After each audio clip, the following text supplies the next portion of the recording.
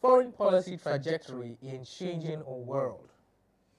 I think this one has to do with a lot of our relations with, like, with the international with the community international bodies, and also with our relatives or allied, I think relatives, or neighboring countries as well. In Africa. Yeah, so basically, the policies guarding our relationship with international bodies have been questioned over recent time because of the situations. I mean, why wouldn't they be questioned? Because we have had so many situations in our country that would warrant certain countries to take certain actions on us. But basically, the adjustment on the foreign policies are to be able to curtail certain actions. Specifically, in this news, we saw the situation of, for example, South Africa. South Africa quite benefited quite a lot from us.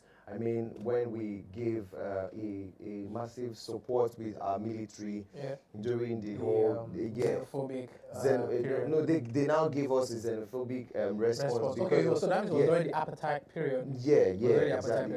But then we also helped them in fighting for their freedom. With military support, and then now they are on us with xenophobia thing. Look at Ghana as well. We're also trying to see how Nigerian citizens in Ghana are surviving because of certain policies in businesses that is not favorable to Nigerians in diaspora in Ghana. I mean, if you think about it, we sort of kicked Ghanaians out of Nigeria in the early. Well, these were the things that prompted it. 90s or so. Okay. The whole Ghana must go. Well, scenery. I'm not sure that's. I don't think they will forget that easily. You evict a whole nation out of another nation. But that's way long time before now. So I'm just saying that I feel like it's going to be a sort of causative factor. No, it can't be a causative factor. Between then and now, we've been able to give them quite a whole lot of support. I'm talking about electricity. There's been a lot of input into Ghana from Nigeria within that. And at the same time, there's been a lot of obstruction from Nigeria towards Ghana. Remember the time we closed down our land borders? Every country from Cotonou, Benin Republic, all the way down to Ghana had some major fallbacks. Okay. Oh, well, I do hope, because in the context here, our policies are created to be able to favor Nigerians in diaspora, exactly. So whatever, there was also a case mentioned of an Indonesian who also suffered quite a lot of this this whole drama of business policies and not being able to meet up and all that. So let's just hope that the policies are stated obviously and they are favorable and they are actually implemented. Yes, implemented. All right. So next up, court convicts sentences 5 oil thieves in Rivers State. Oh, well, 5 oil thieves from like palm oil, crude oil, vegetable oil.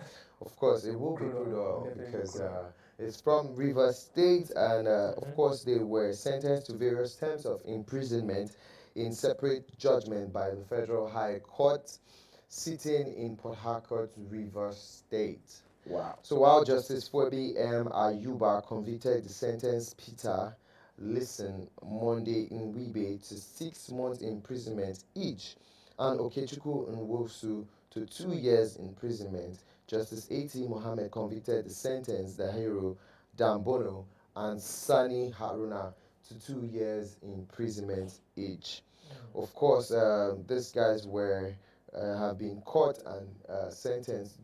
The whole thing was just oil bunkery and thievery, and I think they took actions on this one because the anti-bunkery team of the 6th Division Nigerian Army in Port Harcourt went all out on these guys, and they came and brought them to justice, and of course justice was served. I'm just glad that the whole thing escalates to like a disaster where a fire outbreak or an explosion or something, gas pipeline explosion, because oil bunkering is a very, very dangerous activity. Yeah, very dangerous. Like the process of busting open the pipeline, the spark can actually it just ignites fire. Before you know it, whole towns and communities are set ablaze. Well, I don't want to start questioning the benefit of having a successful oil bunker, because I don't think that risk is worth the whole drama. Okay, so lastly, on the first half of our top story, exposed terrorism financiers as you deal with Igboho, Kanu's sponsors, Ajulo tells Buhari. Well, so Ajulo, who happens to be a legal practitioner, Dr. Kayode Ajulo by the name, gave a praising comment to the president during his comment on the Independence Day broadcast. And then while he was giving him the accolades, he also acknowledged the president. He also suggested, rather, to the president to be able to disclose the names of the sponsors of this Boko Haram insurgencies and all the terrorism attacks in the northern part of the country, and obviously unknown gunmen as well. Very disturbingly, he mentioned that it's not okay to have the details of these people and not be able to release them.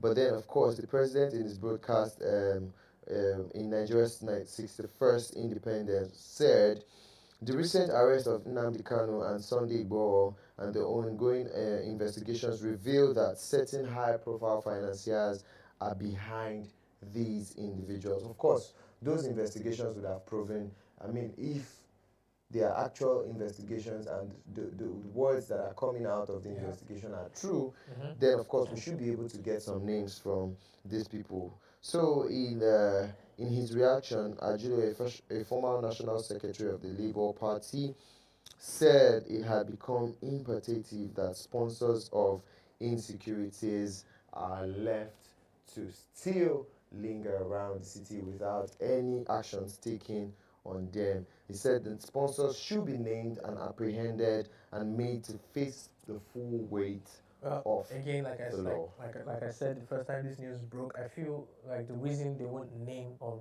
disclose the names of these sponsors is because they do not want to cause a civil unrest, right? Because Nigerians, when they have these names, someone will know someone who knows someone where these people live, where the families of these people live, and Nigerians can go all out and start taking, jungle justice. But to control that, I feel like at the same time, the government should prove that they have the people's best interests at heart and trust, and put those people to justice. Let them face the full weight of the law. Of course. Right? Instead of cutting through corners and going about bringing filthy excuses. Honestly, I don't understand. Oh well, that's where we'll take a quick break, and when we get back, of course, we'll continue with our top stories. Stay with us.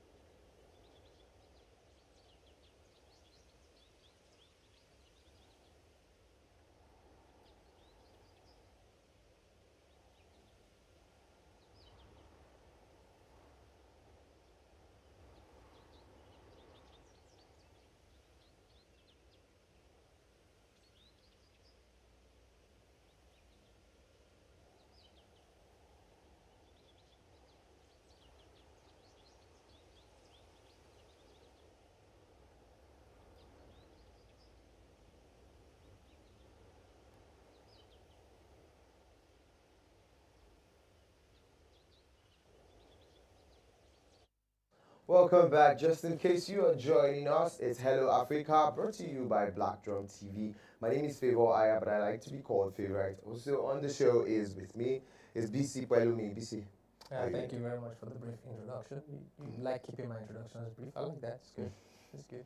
Oh, well, we have just gone halfway into our top stories, and of course, we're bringing you more top stories. This one says Abducted Kogi ex-provost dies during rescue operation. Yeah, it's a very sad one. The pioneer provost of College of Education, Technical, Kaba, Chief Julius Oshadumo, I believe I pronounced that properly, who was adopted about 10 days ago at a church service in Kaba, Kogi State, as ECWA, I used to know the meaning of ECWA, but the Evangelical Church of West Africa, or something like that, where he was abducted. He, I think his wife, and the officiating pastor, and his personal security guard. He 78 years old. So during the rescue operation carried out by I think the police, right? Between the police and the kidnappers, they were exchanging gunfires. In a rescue mission? No, I mean, well, probably they got made, you know. Okay, Was so it stealth? apparently, Their cover was blown, and then, you know. so wait, let me get this straight. Mm-hmm. The gun battle was between the police force and the rescue team and the kidnappers. Yeah. Okay, so we know who must have killed. Okay, not the police first, not the Nigerian police. Not the first. Nigeria. That's why I said the rescue team. You know, the Well, rescue team, the vigilantes. The vigilantes. The vigilantes. Okay. So a ransom of 10 million naira was, you know, asked was demanded, and they offered 2 million naira. You see, that's another problem we have in the country. We have gotten to that stage where we need to bargain. We have accepted and negotiate with kidnappers. That's how the insecurity has grown. Not just the insecurity, that's how terrible the economy has become. Because normally, I mean, we've seen Hollywood movies, right? Yeah. Where they kidnap the regular person, and then the government comes up and says, you know, how much is the ransom? It's $10 million, and the government brings out $10 million from the bank, and okay, let's make sure that, you know, we rescue the victim, return back the family, and return back the money. I don't want to talk about our whole government right now, because I mean that. But then you see, people don't have any choice anymore. They have to now choose between surviving and morality, or morality and you know, also surviving basically. Yeah. And then you see kidnappers say demanding 10 million ransom. Because of how things are hard, the family has people to can offer. meet up. They can't meet up. They will only do what they can. I'm pretty sure that's why vigilantes have to step in. Okay. Because they understand that this man cannot afford, or the family cannot afford to bring 10 million naira. The 2 million naira that they can afford is probably loan. Okay. Or you know, race around for families, gather together. I understand. And unfortunately, between exchanging gunfire between the vigilantes and the kidnappers, he got shot. He got hit by a stray bullet, and then he passed away. I believe that the vigilantes also should be brought in. Oh well, we can't really say for now. I just hope that. No, we can't say, because there are people who deal with kidnappings. Well, if you were expecting their expertise, I'm not sure that would have been the perfect time for it. But what if he was still alive? He would have still probably been alive, right? Anyways, that's just me giving my own personal opinion. On to our next top story. This one says bomb blast at Kabul mosque kills several civilians. At this point, I do not understand what the Taliban are doing in Afghanistan anymore. When it was a democratic Western-backed government in Afghanistan, there were always suicide bombs, or always bombs attacked. We understand, okay, Taliban wants to become the ruling government of Afghanistan, right? And now you are the ruling government of Afghanistan. There are still suicide bombing going on. What is happening? So what exactly were you going to bring to? What were you going to change? What were you going to do that was different? At least 5 civilians have been killed in an explosion outside the Idgah Mosque in the Afghan capital, which is Kabul, according to a Taliban Interior Ministry spokesman. 4 other people were wounded in Sunday's attack, targeted at a memorial service being held for the murder of the Taliban spokesman Zabihullah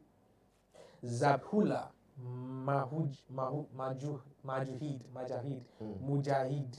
I hope I pronounced that well in different ways possible. Anyways.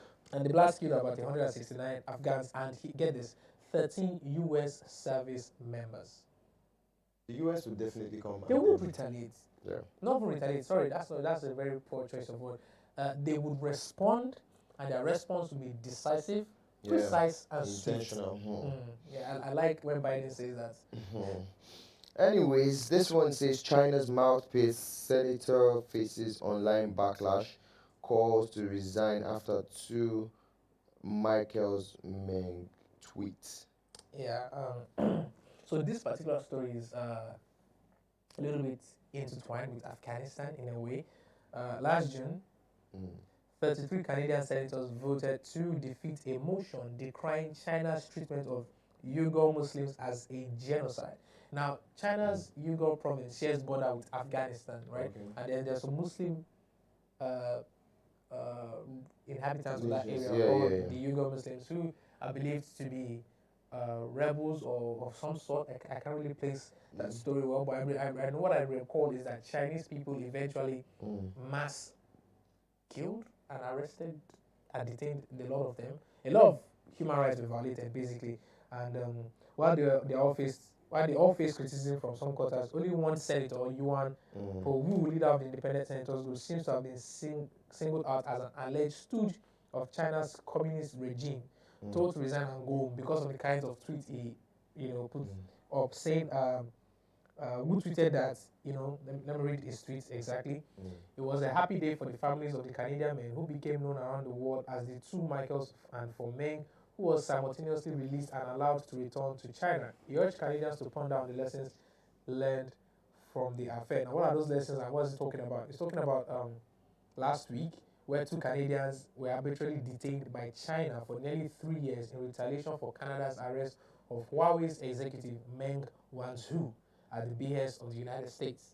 Right? So Canadians arrested Huawei's executive Meng Wanzhou.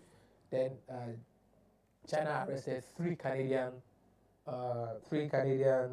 men. Okay. Yeah. So it was a more of diplomatic unrest between China and Canada under the strong arm of the United States. I think it was during Donald Trump's administration. So it's a lot of international.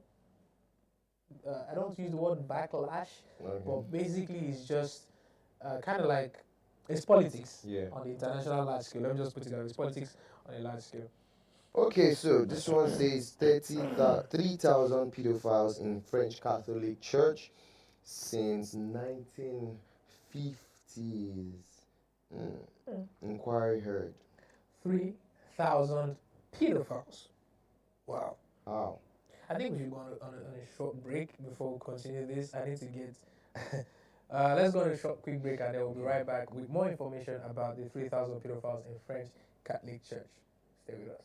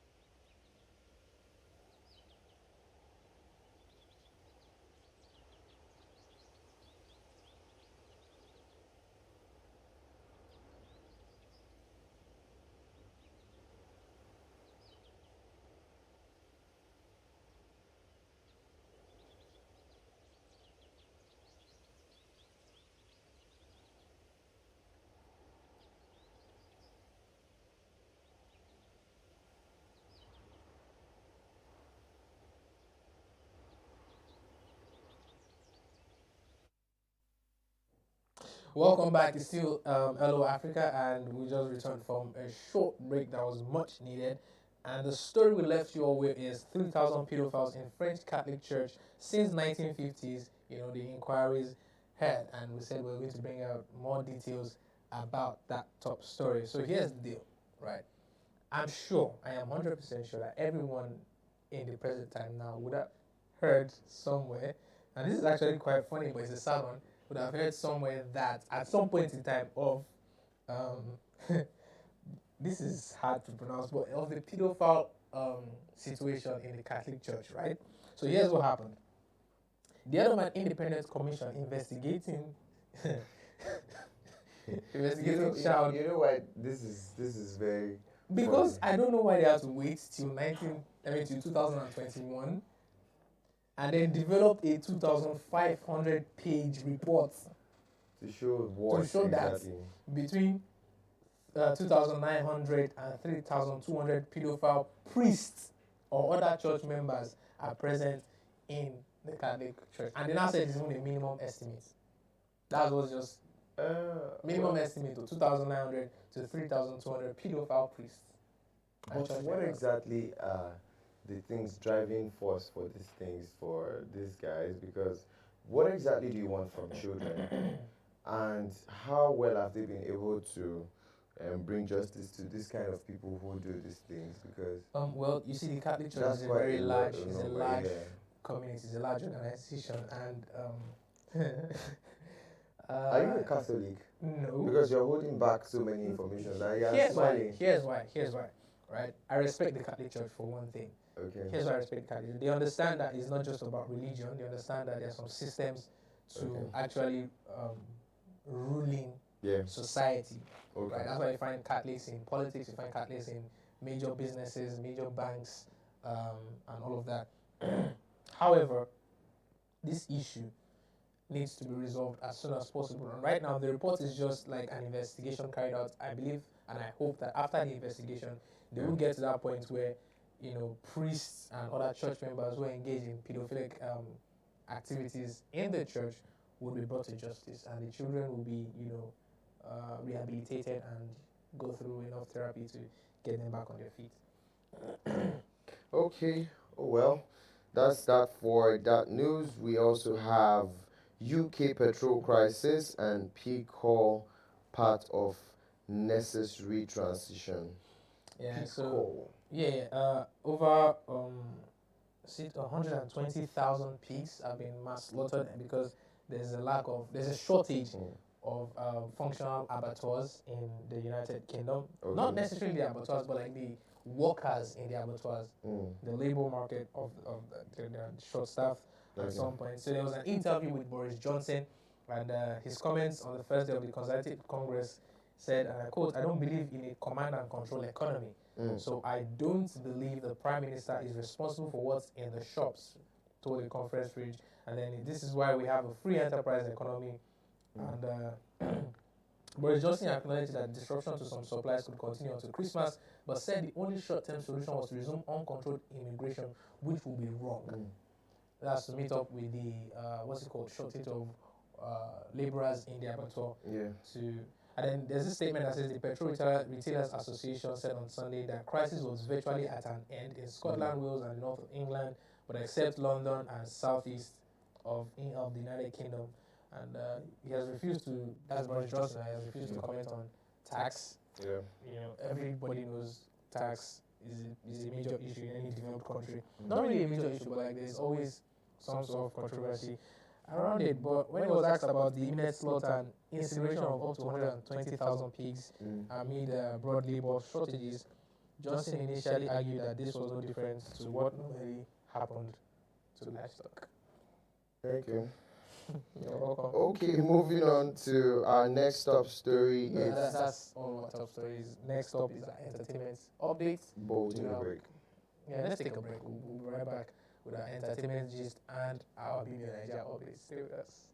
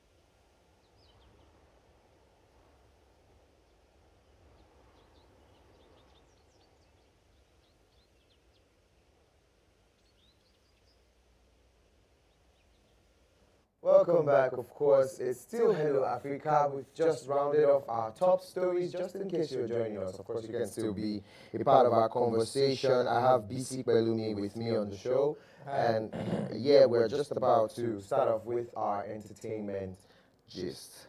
So, first off, this one says, I'm no more shrinking myself to make anyone happy. Actress Didi Ekanem warns critics. Okay, so the actress took to she took to her Instagram page and said clearly that she was done doing, I don't know what they do to keep their body shrinked or whatever they were doing, but then she has been posting twerk videos and keeping all her You see any of the video? Not really, I haven't seen any. I mean, I'm not following her. But then, no, I mean, if you look up her page, you'll be able to see those stories. But then look at the body, it's like, it's carved out.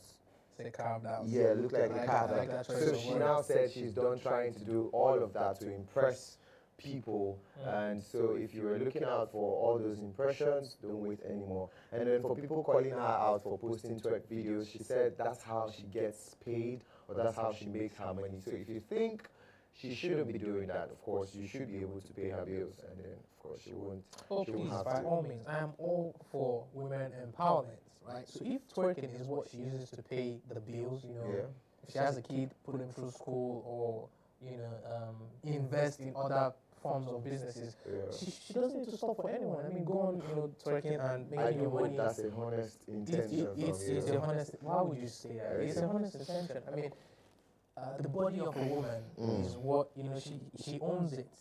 She can decide to do whatever she wants with it. Do you understand? All right, that's enough. Thank you for the emphasis.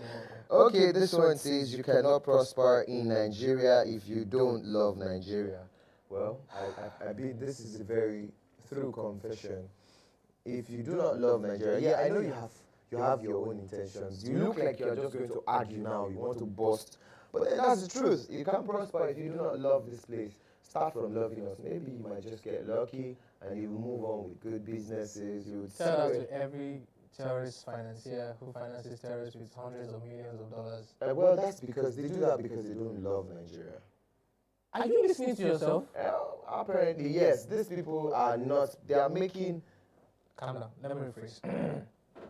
You cannot prosper in Nigeria, of course, if you don't love Nigeria. Yeah. Terrorist financiers are Nigerians. Okay.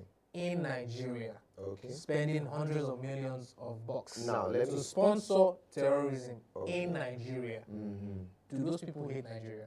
No, those are different. There are situations, or there are so many countries.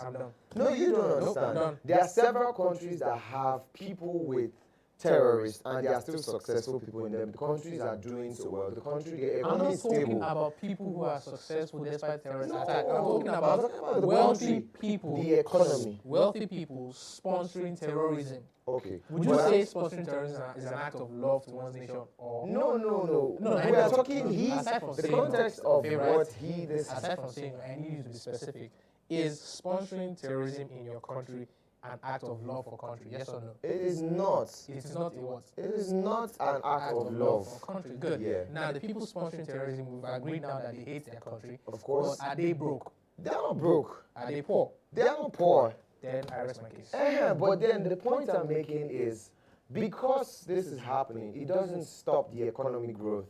The point of the factors that keep an economy growing has the security or the insurgencies, the terrorism has just a role to play. There are other factors that will keep an economy growing. I mean, the oil we have is, terrorists hasn't gone to our oil to stop our oil.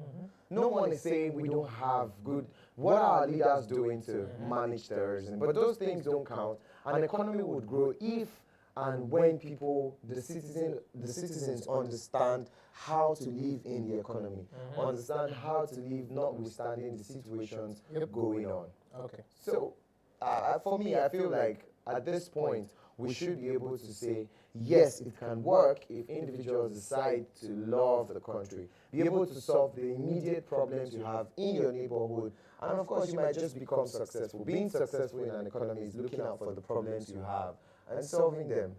I know you have your own opinion. The moment I concluded and asked you a question, you said yes, no, I was done. Well, that's your opinion. I also have mine. You're entitled to your opinion. It's just at this point in time, your opinion is wrong. No, you don't have. I feel like that detail. I don't want to say this. I'm trying as much as possible not to say it because I respect the Christian religion and I respect men of God who are in high position. This But has I nothing feel to like do. Anyone can make this. this is psychological manipulation. No, it is not. It is. This is what it feels like. I'm sorry. I hate that I'm saying this. I hate that I'm saying this. But this is what it feels like. I want to call some. I'm trying not to call some businesses that are doing so well now. And these people are doing so well in this economy. The businesses started in this economy. We know of the whole forex and crypto. All of that kind of businesses, and those brands who invest in this kind of businesses are thriving in these times because they are thriving because these are the times for this kind of businesses. Okay. So when you talk about people being successful and loving their country, at this point, I think you're taking the argument out of context. No, the context here is you cannot prosper in Nigeria if you don't love Nigeria. So, what is the criteria to choose who loves and who hates Nigeria? It has to do with you seeing that my country needs this thing. You would love Nigeria if you see the need for. You know what? Let's just move on. Let's move on. I'm not going to. I think we should take this to the street. I was going to say that. Let's take this to the street. On our next episode of You Say What? This is the question we'll be asking people on the street. This story now says Nigerian actress Funke Akindele abandoned her car to board Okada due to Lagos traffic. Well, if you're watching us from you can take the Lagos. You can take the girl out of Lagos, but you can't take the Lagos out of the girl. I mean, this is a practical Lagos lifestyle. So if you're not in Lagos City, and just in case you're not in Nigeria, you do not know what Okada means. It's a cycle. So what now? I don't know. A motorcycle. Motorcycle. Yeah, motorcycle. Not as fancy as a power bike. Cycle. I mean, but it does the job. Yeah, it does the job. So it helps you move in traffic. So, well, she was I think she was rushing for something, but she made a dead. Yeah, she made a traffic. video. So 1, 2, 3, 4, bike. Yeah, it's not a news story for us. We do it. Okay, this one says I'm going to. Okay. I think we should. Treat this? No. Let's skip this. Yeah, let's skip this. We do not have proper information on this story. And then, of course, this one says Ekiti State University students marry after graduating years of reading together. Oh, how sweet! Love is beautiful. One day you will find that love. I pray for you, bro. Okay, now moving on to our BB Niger updates, leaving BC in his astounding appearance. This one, White Money, of course, wins BB Niger season 6, cuts home 90 million naira prize. BC, what do you think about this? Why you see how you're looking like you wish you were the one who bagged this money. No. See, I always tell people these things. The kind of wealth I am looking to build and acquire, no reality TV show can afford to give me that. So I like the pride of you to say no reality TV. You have so much confidence in yourself. Actually, not in myself, more like in the person who gave me the idea of where I'm supposed to be. Big man upstairs. Okay. Of course, I can't afford. Okay. Oh, well, big congratulations to White Money. I mean, he won himself. I feel like this should be the only Big Brother Nigeria updates. I mean, this is the icing on the cake. Highlight of the show. This is White Money wins scrap prize of 90 million naira, 30 million cash, and 16 in other endorsements and supplies and all that. Well, it was the ambience for me, his appearance. He already looked like he was a king. So confident. Yeah, so here's my question for you, though. How did you feel seeing that Lico Rose didn't win, no Pere? Because I know at some point you were saying Lico Rose Pere. Well, at some point in the competition, you could tell that the competition White Money had, although he has his fans, he won his fans from the start of the show, but at some point, the people become people's favorites. Some of the housemates were becoming people's favorites, and what's teasing you? My favorite. Oh well, eventually I might just be the favorite. So Well, they were becoming people's favorite, and it might just leave you thinking that they would just win themselves more votes and more So fans. unfortunately, I mean, did you see the margin of the votes that came in? It was a landslide. Anyway, that is it for. I think big that congrats should be to White Money. yeah, big congrats to Yeah. White Money. And, Every that's other that's detail. I think that's we the do end not of have Big Brother. some. That is it with our Big Brother Mhm. update, and we do hope the housemates will be able to keep up whatever love they've been able to build in the house and continue to have a wonderful life after. Let's see what the reunion would bring sometime next year when Reunion we looks have very more promising. updates. Also, they had the party. It was their last party It was the last where party. they had a reunion with the housemates and all of that. It was fun. It was nice. Yeah. It was good. Okay. On this other update on BB Naija, our entertainment news. Fans give BB Naija Stolchi brand new Toyota SUV days after True called him a failure for not owning a car. Wow. That's a brand new Toyota. Now that's what we're talking about. Where do they get these fans? That's what we're talking about. Hold on, where do they get these fans? I think I need me some fans. That's what we were just arguing about. You need to love Nigeria to be successful here. Because if you do not love Nigeria, how do you want to get the car from people? You live in a country. If you like, bite your fingers, whatever you want to do to yourself. The only reason Yes. I'm not slamming my mug into your face right now You're very valid. is because I'm a decent person. Now that's what I'm saying. You need to understand. It doesn't connect. It connects. It doesn't connect. The success that he was talking about being successful in Nigeria, Prosperous. being prosperous in Nigeria, it's in all ramifications. If you love where you are, things will begin to work out for you. It doesn't really have to be because of the circumstances in the area. Do you get my point? I'm sure you don't. No, because even the Bible that you're talking about, on several occasions, God instructed people to leave where they were to another This place. isn't even the religious part of it. I'm saying It's a pastor who made this statement for crying out loud. that's Sorry, why. let me rephrase it. Okay, Bishop. so take it out of the pastor's mouth and look at it categorically. Look at a business tycoon. Look at Dangote saying, "I love my country." Dangote studied in Egypt. He studied in Egypt. Where is he now? Does he In live in Nigeria. Nigeria? Is he Where is sponsoring his business? terrorism? Where is his business? Is he doing what he Does he sponsor terrorism? Those are the questions I should be asking you. I don't know if he sponsors terrorism or not. What I'm saying is, regardless, if Dangote really loves Nigeria and he's doing the business he's doing, he would not be the sole monopoly of cement, sugar, and every other thing he does. Well, we'll come back to that. Like Like we said, we'll ask you on the street. Okay, so big congratulations to you, Tochi, on that one. And that's it for our BB Niger Entertainment Gist. We'll take a break, and when we get back, we'll bring you sports update with BC Balumi.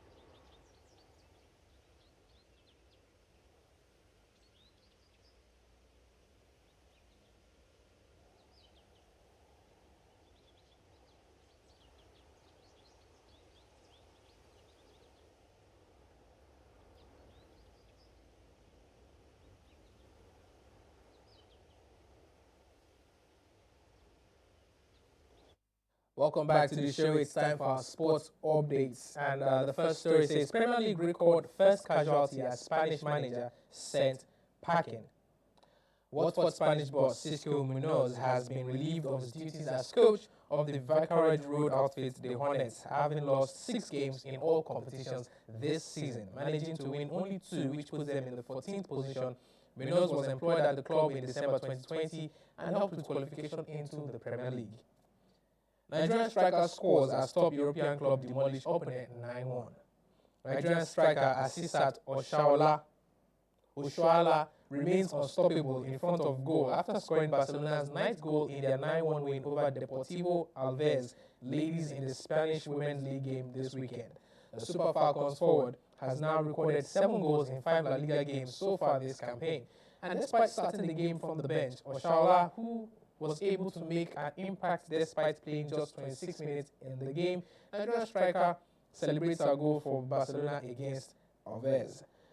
Premier League players' reluctance to get COVID-19 jab frustrates Klopp.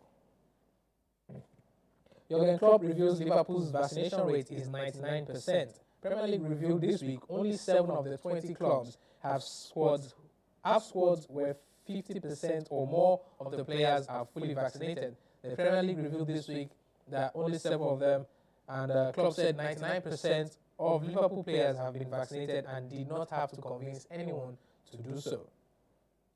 Man United wants Pogba deal by Christmas. Manchester United wants to have a final decision over the future of Paul Pogba by Christmas. The Red Devils hope he will sign a new contract worth £400,000 a week, with the Frenchman able to talk to clubs about a free transfer in January. David Avanside explodes to dispatch Taylor by TKO. David defends European welterweight title with a second-round stoppage victory, while Richard Riakfo, Jermaine Brown, and Ebony Jones all claim points victories at the SSE Arena in Wembley. The Russian's destructive power was decisive in a whirlwind couple of rounds as he forced Taylor to take a knee and then stopped his challenger on the ropes as they traded recklessly at close quarters at the SSE Arena. In a blistering open round, Taylor immediately tried to exchange hooks, and he was soon forced to take a knee after a sharp right hand from David. Taylor clambered to his feet and resumed his defiant attack in the second, but he could not contain David, who unloaded a flurry of hurtful shots to prompt the intervention of referee Mark Leeson. David had retained his European belt with another brutal stoppage victory, having halted Josh Kelly in February. And that's a wrap from our sports update. Stay with us as Favourite will be joining us to discuss our top pick for the day and also our Word Fact segment. We'll be right back.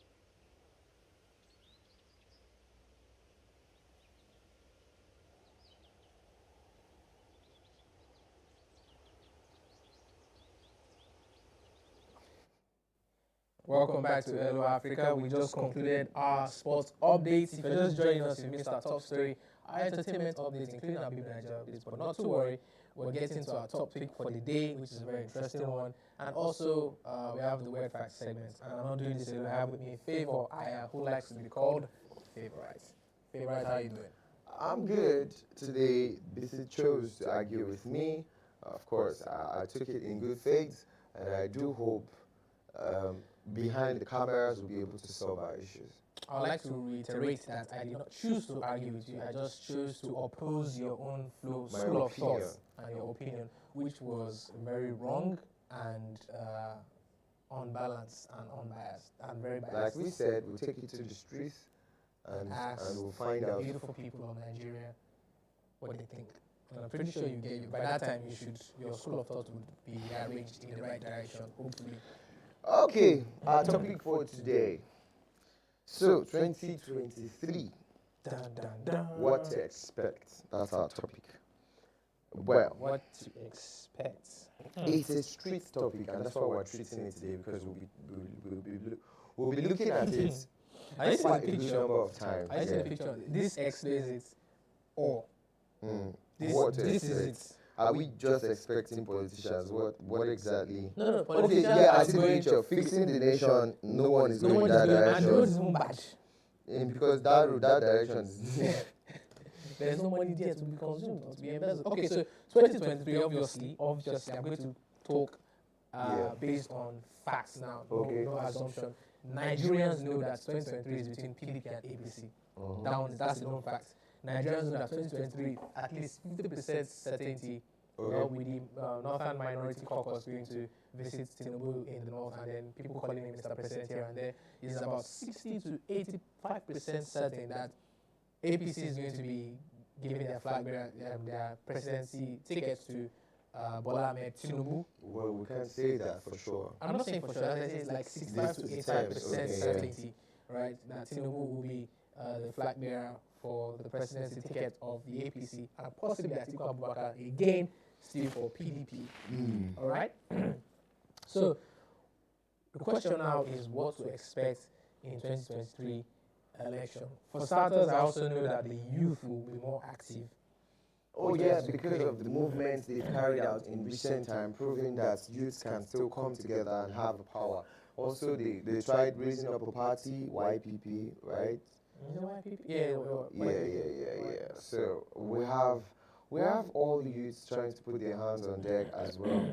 And if you haven't had your voter's card, I suggest you have one now, and let's see how we can come together again. Lots of people are already going out to make campaigns for their intentions for the presidency, and like you mentioned about the sitting chairman of the All Progressive Congress also being fully involved in the movement and saying he might likely also run. I don't know. He hasn't said anything. Whether he'll run, he hasn't said. It's just people saying if you're going to run, we will support you, we will throw all of our resources behind you to support you to ensure that you get there. But now the question remains that are we having to do anything differently, or is it the same status quo, is it the same cycle of electing between APC and PDP and repeating the same series of what events exactly and is the activities? INEC doing to be ensuring that it's a free and fair election? What exactly are the actions taken to keep proper materials available for the election to go smooth? And what are the Nigerian populace? What steps are they taking to ensure that their votes is actually heard, their votes actually counts? Are they even going to vote? Are they going to get their PVCs? Are they going to go out during the elections to vote? These are things that we need to think about as a country and decide to not sell our votes anymore. We can't continue running the same pattern and expecting different results. Yeah, I agree with you. Alright, so we can't keep selling our votes for a bag of rice, t-shirts, umbrella, broom, and expecting us to get a different result as good governance, so to speak. But the truth of the matter is that I believe that 2023, this is my personal opinion now, 2023 belongs to the APC. Okay.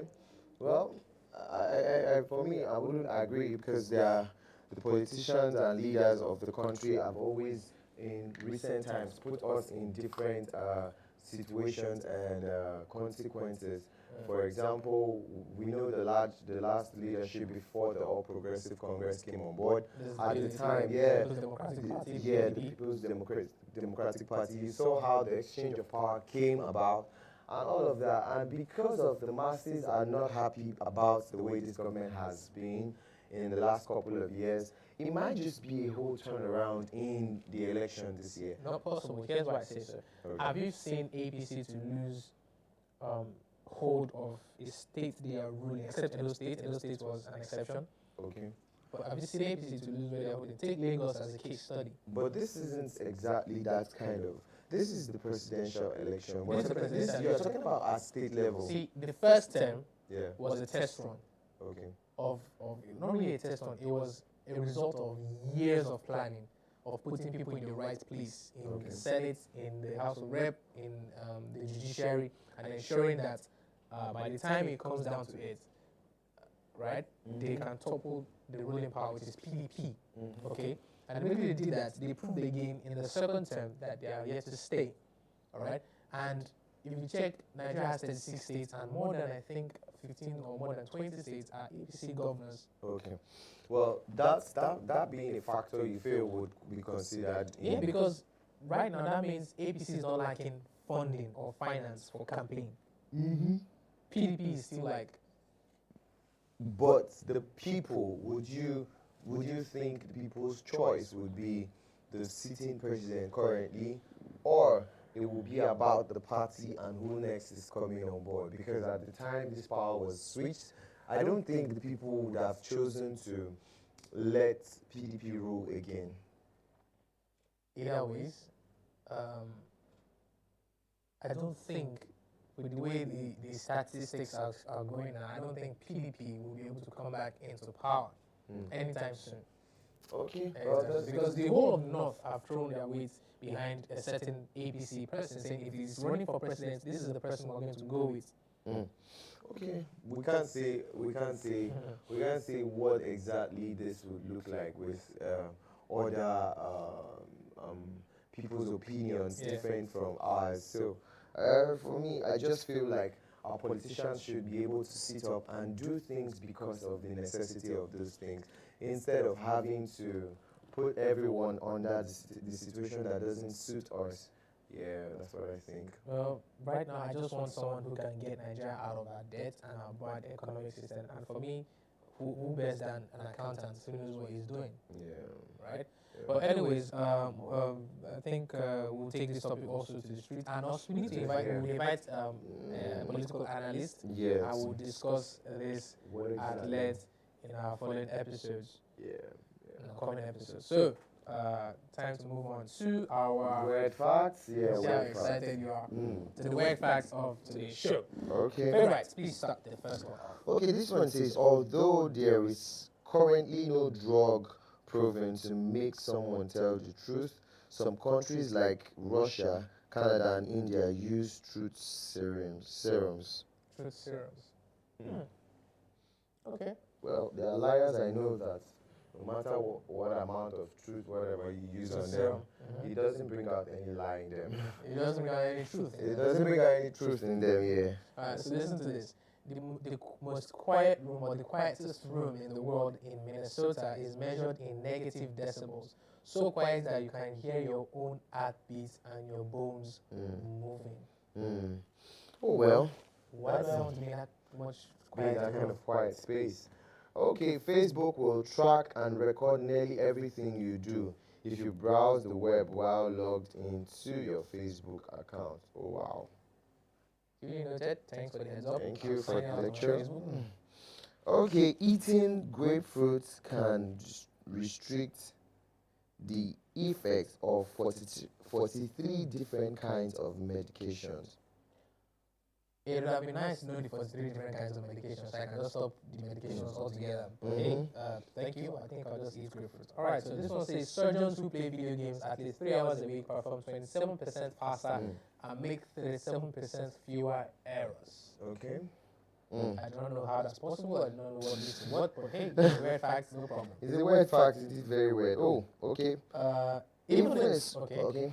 Let's see. all right, even a small amount of alcohol placed on a scorpion will make it go crazy and stink itself to death. See, alcohol is good. Alcohol will make you do what? No. Even a small amount of alcohol placed on a scorpion. So if you find yourself in Australia or in the wild and there's a scorpion infestation around your campsite, just spill a little bit of alcohol on the scorpion and you're good to go. Because the scorpion will go crazy and sting itself to death. That's cool. I like to have learned that from. But I prefer learning from Nigel or anyway, not from Weird Fact. It's a weird fact. Okay, this one says the longer you spend dating somebody before marrying, the less likely the marriage is to an end in divorce. Oh, how nice. How sweet. Tell that to Bill Gates. Alright. Pantheism is the belief that God did not create the universe, but rather the universe is God. If not for one thing. Okay. This one says the inventor of Vaseline, Robert Cheesebro, ate a spoonful of the stuff every single day. What? Wow. Why did they call it this stuff like it's drugs or like cocaine or something? I don't think he'll be proud to know what they use Vaseline for now. I don't think. What exactly is Nope, don't ask me. Okay. If you know, you know. Okay. This one says gemelophobia is gemelophobia is someone who has the urge to eat raw potato. Okay, interesting. Yeah. Do you also know that geomophagia can be cured by the factory resetting slap of an African mother? It's very nice. It's good to know. Anyway, so that's it for our show today. That brings us to the end of our show for today. It's been a great show having you all be a part or join us. Thank you so much. Thank you for today's episode. Thank you for joining us from our top story all the way down to our weird facts. It's been nice holding it down with you. And you can notice we're both wearing black. We didn't plan it. It just happened. Great minds think alike. Thank you for joining us again in today's episode. Remember, wear your nose masks, keep your social distance, stay safe. God bless you. My name is Adebisi Kwelme, but simply BC. My name is Favor. I like to be called Favor. Thank you for joining us on the show. Have a lovely week ahead.